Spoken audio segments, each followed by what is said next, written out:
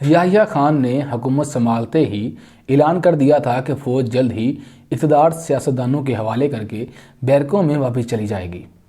چنانچہ 1 جنوری 1970 کو تمام سیاسی جماعتوں سے پابندی ہٹا دی گئی اور آئندہ الیکشنز کے لیے انتخابی مہم کا آغاز ہو گیا۔ 30 مارچ کو یحییٰ خان نے لیگل فریم ورک آرڈر جاری کیا، جس کے مطابق الیکشن کے نتیجے میں وجود آنے والی اسمبلی پر لازم ہوگا کہ وہ 120 دن کے اندر اندر ایسا آئین تشکیل دے جس پر ملک کے دونوں بازو متفق ہوں۔ بصورت دیگر اسمبلی تحلیل کر دی جائے گی۔ غرض یہ کہ یہ انتخابات آئین پاکستان کی تشکیل کی شرط پر ہو رہے تھے۔ آئیے ایک نظر اس وقت کی پاک فوج کی صورتحال پر ڈالتے ہیں۔ فوج میں بنگالی اور غیر بنگالی یونٹ الگ الگ تھے۔ 1969 کے آخر میں مشرقی پاکستان میں جب بنگالی اور غیر بنگالی کے فسادات شروع ہوئے تو میجر جنرل خادم حسین راجہ نے بنگالی سپاہیوں کو اسے حل کرنے کی ذمہ داری سونپی، مگر ان سپاہیوں نے اس میں عدم دلچسپی کا اظہار کیا تو پتہ چلا کہ وہ تذبذب کا شکار ہیں۔ اسی دور کی ایک اور مثال ملاحظہ کیجیے کہ کچھ بنگالی سپاہیوں کا ایک دستہ جو کہ اپنی ٹریننگ مکمل کرنے کے بعد کراچی روانہ ہو رہا تھا تو ان کے ایک بنگالی کمانڈر کرنل مجموعدار نے انہیں کہا کہ تم اب خوددار بنگالی سپاہی ہو، تم وہاں پنجابی افسروں کے بوٹ پالش کرنے نہیں جا رہے، وقت آنے والا ہے کہ وہ تمہارے بوٹ پالش کریں گے۔ یعنی قوم اور سیاستدانوں کی طرح فوج بھی بنگالی اور غیر بنگالی میں بٹ چکی تھی۔ ہر گزرتے دن کے ساتھ بنگالی قومیت پرستی میں اضافہ ہوتا گیا اور عوامی لیگ اس وبا کو مزید پھیلاتی رہی۔ مثلاً وہ ہر اس موقع پر آنکھیں بند کر لیتی جب متحدہ پاکستان کی رسی کے ٹوٹے ہوئے دھاگوں کو جوڑا جا سکتا تھا، اور ہر اس موقع کو اہمیت بخشتی جس سے سوائیت کو ہوا ملتی۔ مثلاً یوم آزادی، قائد اعظم کا یوم ولادت اور یوم وفات وغیرہ میں عوامی لیگ نے کوئی دلچسپی نہ لی، جبکہ اگرتلہ سازش کیس کے ایک ملزم ظہور الحق کی برسی، بنگالی شاعر ربندر ناتھ ٹیگور اور لسانی فسادات میں شہید ہونے والے طالب علموں کی یاد میں ہونے والی تقاریب کو خوب رونق بخشی۔ انہی دنوں شیخ مجیب نے اپنی ایک نجی محفل میں یہ بات بھی کہی کہ میرا مقصد بنگلہ دیش کا قیام ہے، انتخابات ہوتے ہی میں LFO کو پرزے کر دوں گا، کون ہے انتخابات کے بعد میرے سامنے ٹک سکے۔ ان تمام واقعات کے باوجود بھی صدر پاکستان جنرل یحییٰ شیخ مجیب الرحمان کی جانب نرم رویہ رکھتے تھے، اور عام تاثر یہی تھا کہ جنرل یحییٰ مارشل لاء کے بعد بھی ملک کے صدر کی حیثیت سے برقرار رہنا چاہتے ہیں، اسی لیے وہ اکثر شیخ مجیب کے مطالبات تسلیم کر لیتے ہیں۔ آہستہ آہستہ مشرقی پاکستان پر مارشل لاء کا اثر زائل ہونے لگا اور انتخابات سے قبل ہی عوامی لیگ بنگال کی سول انتظامیہ پر غالب آتی گئی۔ سیاسی عدم استحکام بڑھ گیا، افراتفری پیدا ہو گئی، صنعتی اور کاروباری مراکز بند ہو گئے، مزدور ہڑتالیں ہونے لگیں۔ انہی دنوں مزدوروں نے ایک پولیس افسر کو محض یہ کہہ کر ہلاک کر دیا کہ وہ مغربی پاکستان کا حمایتی ہے، اور شیخ مجیب الرحمان نے اس ناجائز موت پر ایک لفظ بھی نہ کہا۔ ایسی فضا میں 1970 کے الیکشن ہوئے۔ انتخابات سے قبل ہی یہ بات روز روشن کی طرح عیاں تھی کہ مشرقی پاکستان سے ہر صورت شیخ مجیب ہی جیتیں گے، اور وہ سب لوگ جنہوں نے فوجی ادوار میں شیخ مجیب کی بات ماننے سے انکار کیا تھا اب معافیاں مانگ رہے تھے۔ 7 دسمبر 1970 کو ملکی تاریخ میں پہلے عام انتخابات منعقد ہوئے۔ نتائج آئے تو معلوم ہوا کہ مشرقی پاکستان کی 162 میں سے 160 سیٹیں عوامی لیگ نے حاصل کیں، اور دوسری جماعتیں صرف 2 سیٹیں حاصل کرنے میں کامیاب ہوئیں، جبکہ مغربی پاکستان میں پاکستان پیپلز پارٹی نے 138 میں سے 81 سیٹیں حاصل کیں۔ مختصراً یہ کہ ملک کے دائیں بازو میں عوامی لیگ اور بائیں بازو میں پاکستان پیپلز پارٹی نے اکثریت حاصل کی، مگر پاکستان پیپلز پارٹی نے بنگال میں اپنا کوئی نمائندہ کھڑا نہیں کیا تھا، اور عوامی لیگ بھی مغربی پاکستان سے کوئی سیٹ حاصل نہ کر سکی۔ اس سے ایک دلچسپ مگر خطرناک صورتحال پیدا ہو گئی۔ الیکشن میں کامیابی سے قبل عوامی لیگ کا موقف یہ تھا کہ ایک بار ہم عوام کی حمایت حاصل کر لیں تو 6 نکات میں ایسی طرح میم کر دیں گے کہ وہ مغربی پاکستان کے لیے بھی قابل قبول ہو سکیں۔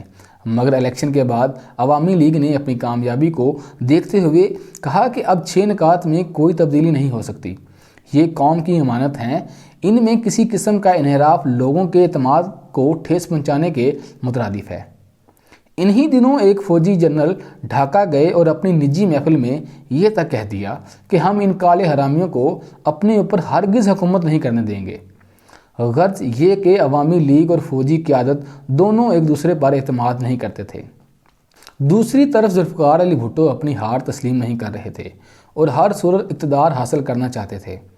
بھٹو نے 20 دسمبر 1970 کو لاہور میں یہ بیان دیا کہ میری جماعت کے تعاون کے بغیر نہ تو کوئی دستور بنایا جا سکتا ہے اور نہ ہی مرکز میں کوئی حکومت چلائی جا سکتی ہے۔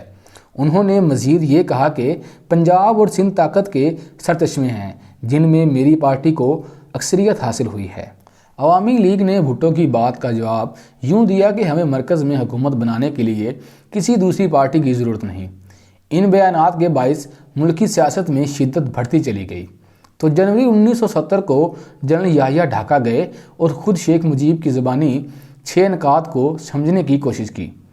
اس ملاقات کے بعد جنرل یحییٰ بہت مایوس نظر آنے لگے، جس کی وجہ اخباری بیانات کے ذریعے یہ پتہ چلی کہ شیخ مجیب نے اقتدار میں آنے پر یحییٰ خان کو مزید صدر کے عہدے پر برقرار رکھنے سے انکار کر دیا تھا۔ جنرل یحییٰ شیخ مجیب سے مایوس ہو کر 2 دن بعد بھٹو کے مہمان ہوئے تو عوامی لیگ نے یہ تاثر پھیلانا شروع کر دیا کہ لاڑکانہ میں عوامی لیگ کے خلاف سازش کی جا رہی ہے۔ کچھ دنوں بعد خود بھٹو ڈھاکہ گئے اور شیخ مجیب سے مذاکرات کا دروازہ کھولا۔ ملاقات کے دوران وہ اقتدار میں شرکت کی ہی بات کرتے رہے۔ جب شیخ مجیب نے بھٹو کو اقتدار میں شامل کرنے سے صاف انکار کر دیا تو بھٹو نے جنرل یحییٰ کو اپنے ساتھ ملا لیا، اقتدار پر قبضہ کرنے کے لیے کوششیں تیز کر دیں۔ بھٹو، یحییٰ اور شیخ مجیب تینوں ہی ہر صورت حکمرانی کی کرسی پر براجمان ہونا چاہتے تھے۔ اسی کھینچا تانی کے باعث اسمبلی کے اجلاس کی تاریخ تاخیر کا شکار ہوتی چلی گئی۔ آخرکار حکومت نے یہ اعلان کر دیا کہ 3 مارچ کو ڈھاکہ میں قومی اسمبلی کا اجلاس بلایا جائے گا۔ اگر مقررہ تاریخ پر قومی اسمبلی کا اجلاس بلا لیا جاتا تو پاکستان کی تاریخ شاید مختلف ہوتی اور شیخ مجیب الرحمن آسانی سے ملک کے وزیر اعظم بن جاتے، جو کہ بھٹو کو کسی قیمت پر قبول نہیں تھا، کیونکہ مرکز میں حکومت قائم کرنے کے لیے صرف 151 سیٹیں درکار تھیں، جبکہ شیخ مجیب کے پاس 162 سیٹیں تھیں۔ لہٰذا بھٹو نے دھمکی دی کہ اگر پیپلز پارٹی کو نظر انداز کیا گیا تو خیبر سے کراچی تک طوفان برپا کر دوں گا۔ کچھ روز بعد ڈھاکہ میں آرمی ایکشن کی خبریں گردش کرنے لگیں تو شیخ مجیب الرحمن کا ماتھا ٹھنکا اور انہوں نے مرکزی حکومت سے 6 نکات میں ترامیم کرنے کی پیشکش کر دی۔ یعنی جب شیخ مجیب کو یہ لگتا تھا کہ وہ اقتدار حاصل کرنے میں کامیاب ہو جائیں گے تو وہ اپنا رویہ سخت کر لیتے، اور جوں ہی انہیں یہ احساس ہوتا کہ ایسی سخت گیری سے کام لیتے ہوئے وہ وزیر اعظم نہیں بن سکتے تو وہ فوراً اپنا رویہ تبدیل کر لیتے۔ 28 فروری کو حکومت نے یہ اعلان کیا کہ 3 مارچ کو ہونے والا اسمبلی کا اجلاس ملتوی کر دیا گیا ہے، تو بنگالیوں کو لگا کہ شاید فوج اقتدار ان کے حوالے کرنا ہی نہیں چاہتی۔ ڈھاکہ میں فسادات شروع ہو گئے، قتل و غارت اور لوٹ مار عام سی بات ہو کر رہ گئی۔ امن و امان بحال کرنے کے لیے آرمی کو کرفیو نافذ کرنا پڑا، مگر عوامی لیگ کے گنڈے اب بھی قابو میں نہ آئے۔ تصادم ہوا اور 6 لوگ مارے گئے، جس نے جلتی پر تیل کا کام کیا۔ راولپنڈی میں بیٹھی فوجی قیادت کو ہر گزرتی صورتحال سے آگاہ کیا جاتا رہا، مگر ان کے کانوں پر جوں تک نہ رینگی۔ آہستہ آہستہ عوامی لیگ نے صوبے میں غیر اعلانیہ حکومت شروع کر دی۔ لوگوں نے بھی محبت یا ڈر کر شیخ مجیب سے تعاون کیا۔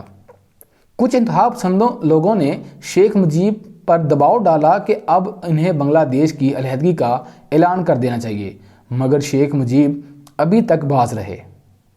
حالات کو بھانپتے ہوئے شیخ صاحب نے ایک ریٹائرڈ کرنل MAG عثمانی کو پاک فوج سے مقابلے کے لیے ایک پرائیویٹ آرمی بنانے کی ذمہ داری سونپ دی۔ سابق فوجی، عوامی لیگ کے کارکن اور طالب علموں کی ایک بڑی تعداد اس فوج کا حصہ بن گئی، جسے آگے چل کر مکتی باہنی یعنی آزادی کی فوج کا نام دیا گیا۔ 15 مارچ 1971 کو یحییٰ خان آخری بار مذاکرات کے لیے ڈھاکہ گئے۔ بھٹو کا خیال تھا کہ اگر اسمبلی کا اجلاس طلب کر لیا گیا تو شیخ مجیب الرحمن وزیر اعظم بن جائیں گے۔ اور خود بھٹو کو اقتدار سے باہر رہنا پڑے گا۔ یحییٰ خان کو یہ ڈر تھا کہ اگر شیخ مجیب کو وزیر اعظم مان لیا گیا تو میں خود صدر کی کرسی پر براجمان نہیں رہ سکوں گا، جبکہ شیخ مجیب کا ماننا تھا کہ جب میں الیکشن جیت چکا ہوں تو کسی دوسرے شخص کو اقتدار میں شریک کیوں کروں۔ اسی عدم اعتماد کے باعث اقتدار کی منتقلی کا کوئی خاطر خواہ راستہ نہیں نکل سکا۔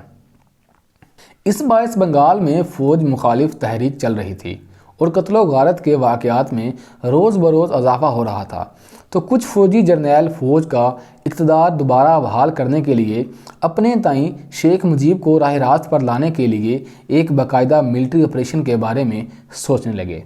اسے آپریشن سرچ لائٹ کا نام دیا گیا، جس کے ابتدائی مقاصد یہ تھے کہ بنگال میں موجود نیم فوجی تنظیموں مثلاً ایسٹ پاکستان رائفل اور پولیس کو غیر مسلح کر دیا جائے اور عوامی لیگ کے رہنماؤں کو گرفتار کر کے تحریک کو قیادت سے محروم کر دیا جائے۔